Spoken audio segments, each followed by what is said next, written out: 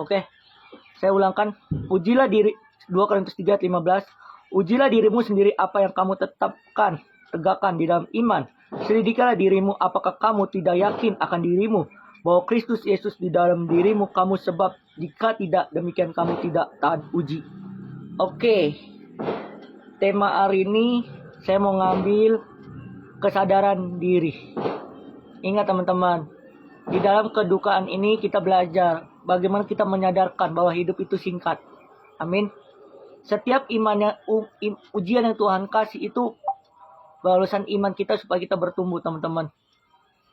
Jadi teman-teman, kesadaran diri itu berarti mengenal siapa diri kita di hadapan Tuhan. Kita harus mengenal siapa diri kita di hadapan Tuhan.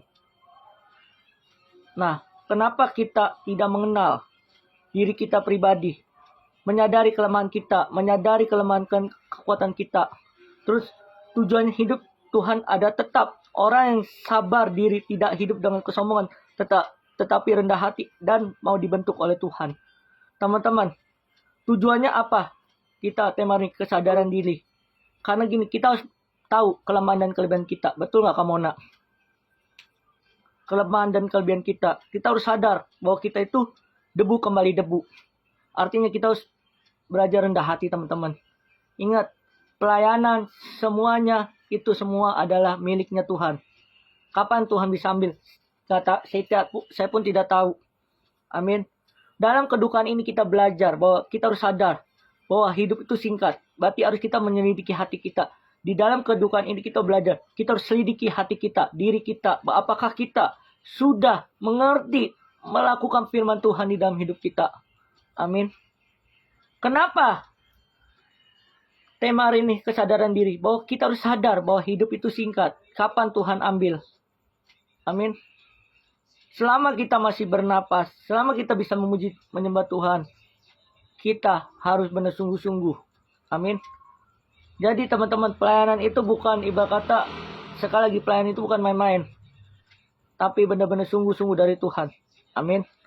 Kalau kita menyadari bahwa kita sadar bahwa diri kita hidup itu singkat, kita harus melayani dengan sungguh-sungguh.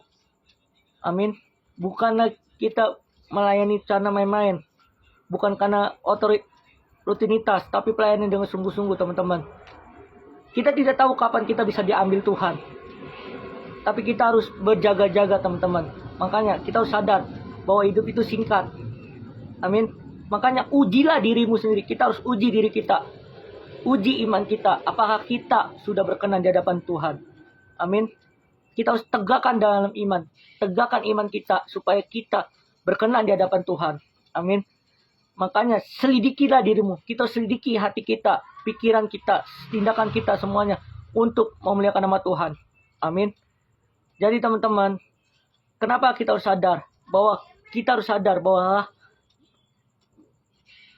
mengenal siapa diri kita itu di hadapan Tuhan. Kita siapa di hadapan Tuhan. Kita tahu kalau kita di hadapan Tuhan itu hanya debu.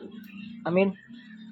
Bisa Tuhan kapan ambil, tapi dalam kita sadar bahwa kita harus belajar namanya sungguh-sungguh melayani Tuhan, sungguh-sungguh beribadah, sungguh-sungguh apapun persoalan yang kalian hadapi, sakit penyakit, Tuhan sanggup menyembuhkan.